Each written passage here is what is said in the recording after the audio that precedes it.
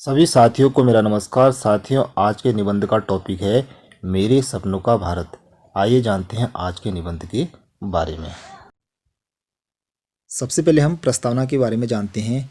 हमारा देश भारत विभिन्न त्योहारों का देश है। यहाँ रोज कोई ना कोई पर्व अवश्य मनाए जाते हैं। भारत में विभिन्न जातियों, धर्मों और धर्मों से संबंधित लोग एक साथ रहते हैं। हमारा देश अपनी समृद्धि, संस्कृति और विविधता में एकता के लिए जाना जाता है। इसलिए भारत को विदेशी सोने की चिड़िया कहकर पुकारते थे, क्योंकि हमारा देश पर्याप्त मात्रा में सुख समृद्धि से परिपूर्ण था।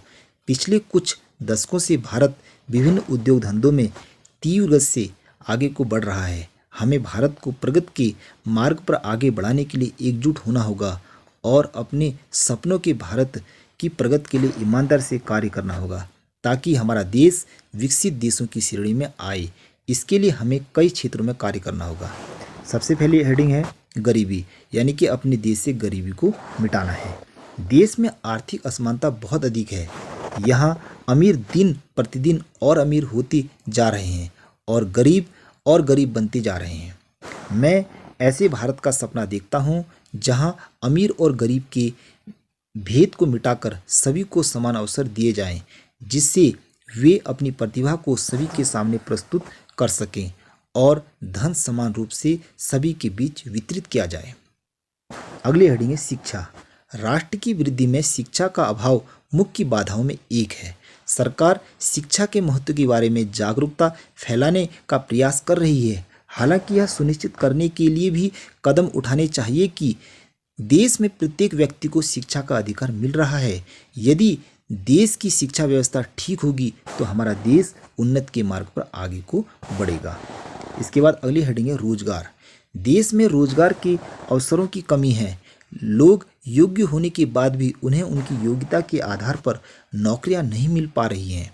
धन के बल पर नौकरियां मिल रही हैं, जिसके कारण अमीर व्यक्ति अमीर होता जा रहा है और गरीब व्यक्ति गरीब होता जा रहा है, जिससे बेरोजगारी फैल रही है और यह अपराध को पैदा कर रही है, यानी कि अपराध को जन्म दे रही है। मेरे सपनों का भारत वो भारत है जो सभी के लिए बराबर रोजगार के अवसर प्रदान करता है, जिससे कि हम सभी हमारे देश के विकास और सुधार के लिए काम करें। अगली हेडिंग है सशक्तिकरण। साथियों, इससे पहले महिला है, यानी कि महिला सशक्तिकरण हेडिंग है, तो इसके बारे में भी जानते हैं।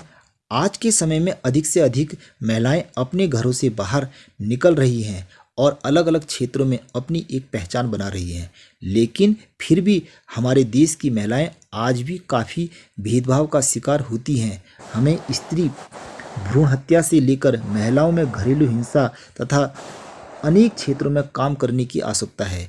महिला सशक्तिकरण को बढ़ावा देने के लिए कई गैर लाभकारी संगठन आगे आए हैं। हालांकि हमें समाज की मानसिकता को बदलने पर बहुत काम करना है।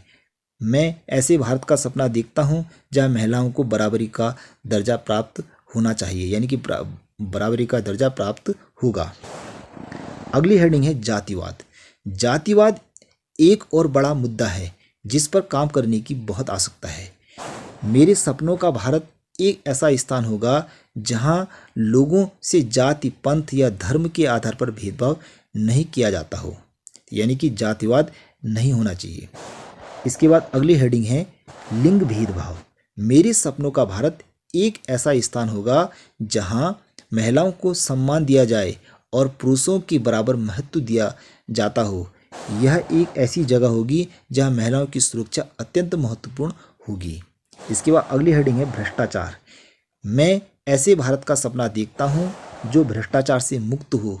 यह एक ऐसी जगह होगी जहां राजनीतिक नेता अपने स्वयं के स्वार्थ को पूरा करने के बजाय देश की सेवा में समर्पित रहेंगे, यानी कि इस प्रकार का मैं सपना देखता हूं।